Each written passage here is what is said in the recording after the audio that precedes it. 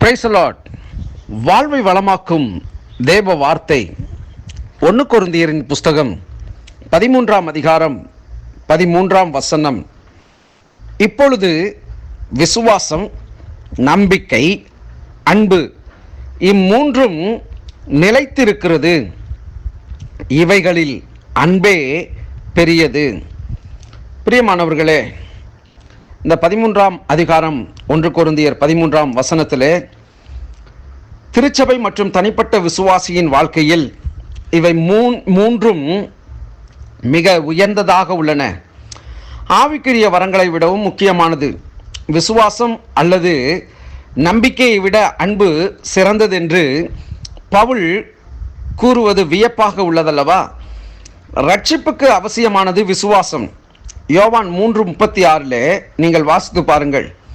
தேவன் தம்முடைய வாக்குத்தத்தங்களை நிறைவேற்றுவார் என்ற எதிர்பார்ப்பே நம்பிக்கை. கிறிஸ்தவ வாழ்க்கையில் இதுவும் முக்கிய அங்கம் வகிக்கிறது. ரோமர் 8ஆம் அதிகாரம் 24ஆம் வசனம் 25ஆம் வசனத்தையும் நீங்கள் தியானித்து பாருங்கள். இவைகளை விடவும் அன்பு எப்படி சிறந்தது? விசுவாசம் எடுக்கிறது, அன்பு கொடுக்கிறது. பெற்றுக்கொள்வதை விட கொடுப்பதே மிகுந்த ஆசீர்வாதமானது.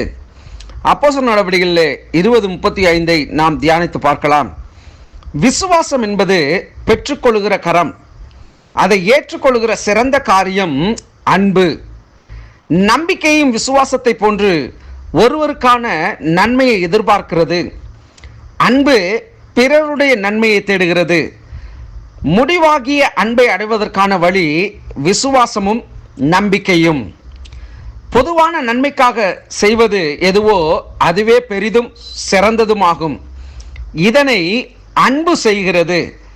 8ஆம் அதிகாரம் 1ஆம் வசனம். பவுல் 10:24 10:31 இப்படி அவர் செய்ய வேண்டும் என்று சொல்லியிருப்பவற்றை செய்வதற்கு காரணமாய் இருப்பது அன்பே, அன்பு மட்டுமே. இந்த அதிகாரத்தை படித்து முடித்த பின்னர் ஒரு கேள்வி எழுகிறது. அகாப்பே என்ற இந்த தன்னலமற்ற அன்பை தேவனுக்காகவும் ஜனங்களுக்காகவும் பெறுவது எப்படி? இதற்கான பதிலை கலாத்தியர் 5ஆம் அதிகாரம் 22ஆம் வசனம், 1 யோவான் 4ஆம் அதிகாரம் 7ஆம் வசனம் மற்றும் 19ஆம் வசனம், ரோமர் 5ஆம் அதிகாரம் 5 இவைகளை காணலாம்.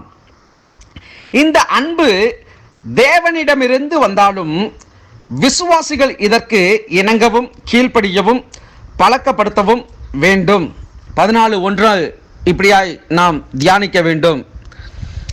இதிலே நாம் பார்த்தோம், அப்போஸ்தலனாகிய பவுல் விசுவாசம், நம்பிக்கை, அன்பு என்பதை மூன்றையும் முக்கியப்படுத்தி அதிலே சிறந்ததும் பிரதானமானதும் ஒன்று என்று அவர் மையப்படுத்துகிறார். உண்மையாகவே அதுதான் மிகவும் சாலச் சிறந்தது. அப்படி என்றால் அன்பு, ஒரு மனிதனிடத்தில் அன்பு இல்லை என்று சொன்னால் அவன் வெறுமையான ஒரு நிலையை அடைய முடியும். எவர்களிடத்திலும் எவைகளையும் பெற்றுக்கொள்ள முடியாது. தேவனிடத்தில் நாம் அன்புள்ளவர்களாக காணப்பட்டால் நம்முடைய கிரியைகள், நம்முடைய செயல்பாடுகள், நாம் மற்றவர்களிடத்தில் பழகுகிற விதம் எல்லாமே அது அன்பாகவே இருக்கும். இன்றைக்கு இந்த அன்பு என்று சொல்லுகிற பொழுது 2 நிலையை அடைகிறதா இருக்கிறது. ஒன்று அகாப்பே, அதாவது தன்னலமற்ற சுயநலமற்ற அன்பு, எதையும் எதிர்பாராத அன்பு. அருமையாய் இப்பொழுது நான் உங்களுக்கு சொன்ன காரியம், ஒரு அருமையான வேதாகமத்திலே இப்படிப்பட்ட காரியங்கள் சொல்லப்பட்டவைகளை நான் உங்களுக்கு சொன்னேன். ஆனால் இந்த அன்பை குறித்து சொல்ல வேண்டும் என்று சொன்னால், அகாப்பே அன்பு என்று சொன்னால் தன்னலமற்ற சுயநலமற்ற, தனக்கான எந்த ஒரு எதிர்பார்ப்பையும் பாராத ஒரு விசேஷித்த ஒரு காரியம் என்றே என்னால் சொல்ல முடியும். இந்த 2 நிலைகள் என்று சொன்னேன்.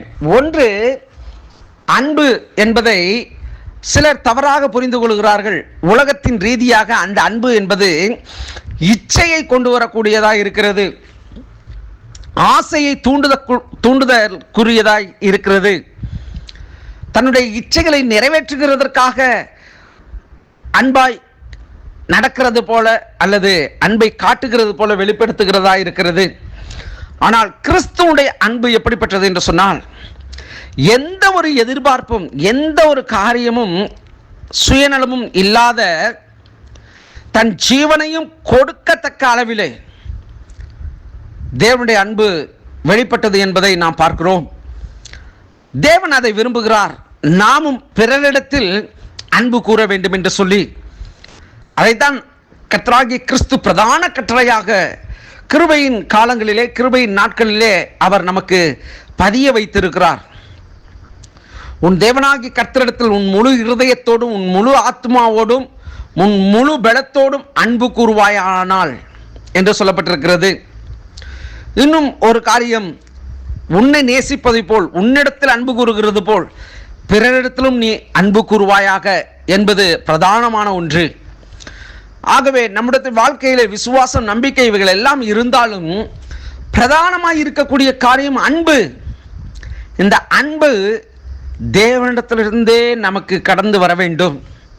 தேவன் எப்படி அன்புள்ளவராகவே இருக்கிறார் என்பதை நாம் மற்றவர்களுக்கு பிரகடனப்படுத்துகிறோமோ, நாமும் நம்முடைய அன்பை மற்றவரிடத்தில் வெளிப்படுத்தக்கூடிய நபர்களாய் காணப்பட வேண்டும். விசுவாசம் என்பது பெற்றுக்கொள்வதாம். இங்கே சொன்னேன் அல்லவா, அன்பு என்பது மற்றவர்களுக்காக கொடுக்கக்கூடியதாம். இது எவ்வளவு ஆச்சரியமான உண்மை. விசுவாசம் என்றால் நாம் பெற்றுக்கொள்ளும்படி தேவனிடத்தில் எதிர்பார்ப்பது. அன்பு என்றால் பெற்றுக்கொண்டதை மற்றவர்களுக்காக கொடுப்பது. அருமையான சத்தியம். நிச்சயமாக நாம் அன்பினால் மற்றவர்களை நாம் தாங்குவோம். பெற்றுக்கொள்வதை பார்க்கிலும் அல்லது பெற்றுக்கொண்டதை ஆகிலும் மற்றவர்களுக்கு நாம் கொடுப்போம். கர்த்தர் நம்மை ஆசீர்வதிப்பாராக. God bless you.